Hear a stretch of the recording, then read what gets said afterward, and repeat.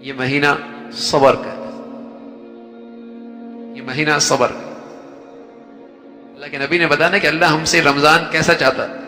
صبر کا مہینہ۔ روزے میں ناگواری آ گئی، رات کی تراویحوں میں ناگواری آ گئی، مشقت آ گئی، کچھ تکلیف آ گئی، سبحان اللہ، خندہ پیشانی سے اسے قبول کر رہا، جزا فضا نہیں کر رہا، شکوے شکایت نہیں کر رہا۔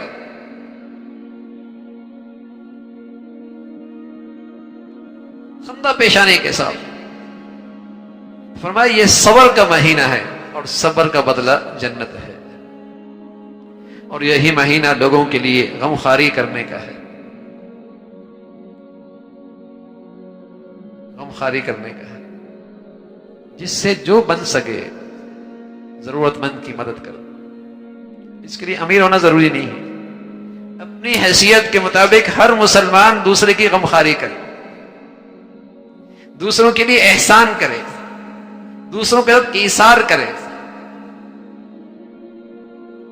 اپنے پاس افطاری کی 5 چیزیں نا، 2 چیزیں کسی غریب کو دے دے، 3 چیزیں نا، 1 چیز کسی غریب کو دے دے، سحری میں 3 روٹیاں ہیں نا، 1 روٹی کسی غریب کو دے دے۔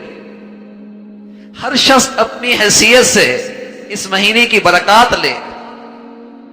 روزہ بھی رکھنا ہے، رات کا قیام بھی کرنا ہے، صبر کا مظاہرہ بھی کرنا ہے، غم خواری بھی کرنی ہے۔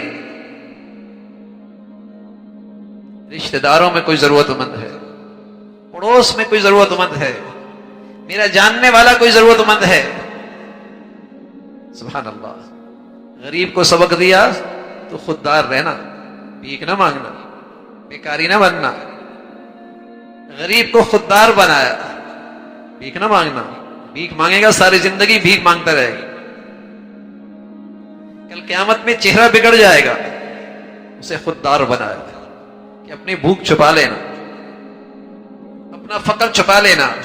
اگر ایسا کرے گا اللہ رب العزت تجھے سال بھر کی روزی عطا فرما دے گا۔ لیکن مسلمانوں کو ترغیب دی تم غم خواری کرنا، تم مدد کرنا،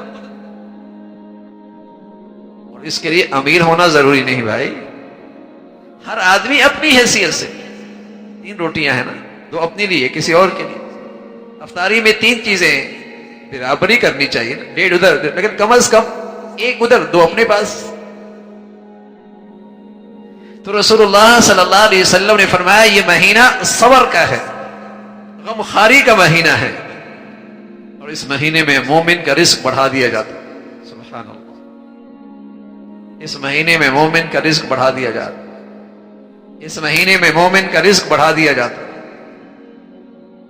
جو شخص کسی روزے دار کا روزہ افطار کرائے، اس کے لیے گناہوں کے معاف ہونے اور آگ سے خلاصی کا سبب ہوگا، اور روزہ دار کے ثواب کے مانند اس کو ثواب ہوگا، سبحان اللہ۔ کوئی آدمی اکیلا روزہ رکھتا ہے، اور کوئی آدمی ایسا بھی ہوتا ہے کہ روزانہ 30 آدمیوں کے روزوں کا ثواب بھی لے لیتا ہے، وہ 30 روزوں کا ثواب بھی اس کے حصے میں آ گیا، روزانہ 60 آدمیوں کے روزوں کا ثواب بھی لے لیتا ہے، اور ماشاءاللہ اللہ نے خوشحال بنایا روزانہ 100 آدمیوں کے روزوں کا ثواب بھی لے لیتا ہے، اور اللہ نے خوشحال بنا لیا روزانہ 1000 آدمیوں کے روزوں کا ثواب بھی لے لیتا ہے۔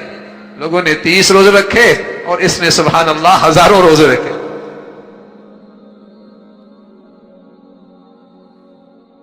صحابہ نے عرض کیا یا رسول اللہ، ہم میں سے ہر ایک تو امیر نہیں ہے، ہر آدمی تو اتنا خوشحال نہیں ہے کہ ایسا کر سکے۔ تو رسول اللہ صلی اللہ علیہ وسلم نے فرمایا بھائی یہ بات پیٹ بھر کر کھلانے پر تو نہیں ہے، پیٹ بھر کر کھلانے پر تو نہیں ہے، ایک کھجور دے دو، اس سے افطار کرا دو، ایک گھونٹ پانی پلا دو، ایک گھونٹ لسی کا پلا دو۔ اللہ تو تمہارا جذبہ دیکھتے ہیں، اللہ کریم تو تمہاری نیت دیکھتے ہیں، اللہ رب العزت تو تمہاری حالت دیکھتے ہیں۔ تو ہر آدمی کی چاہت ہو نا بھائی، میں افطار کروں بھی افطار کراؤں بھی، سحری کروں بھی سحری کراؤں بھی۔ پڑوسی کیا ہی پہنچا دیا بھیا، افطار کرانے کے لیے امیر ہونا غریب بھی ضروری نہیں، افطار کرانے کے لیے غریب ہونا بھی ضروری نہیں، اور جس کو آپ افطار کرا رہا ہے کہ وہ غریب ہی ہو یہ بھی ضروری نہیں۔ ہاں، غم خاری ہے، ضرورت مند کی مدد کر رہے ہیں، محتاجوں کی مدد کر رہے ہیں، لیکن افطاری تو آپ کسی بھی اللہ کی خاطر کرا دیں، کسی کو بھی اللہ کی خاطر کرا دیں، لیکن اللہ کو راضی کرنا، ریا نہیں، نام و نمود نہیں، نمائش نہیں، افطار پارٹیوں میں وقت کا ضیاع نہیں، نمائش نہیں۔ ایسا نہیں کہ ایسی افطار پارٹیاں کہ مغربی ضائع ہو گئی، جماعت ہی چلی گئی، مسجد کی نماز ہی نہیں ملی۔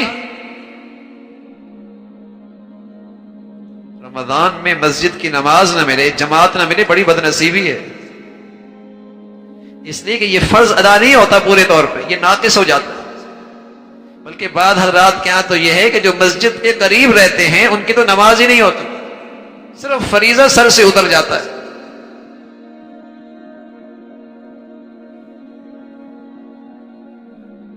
تو افطاری کرائی جائے۔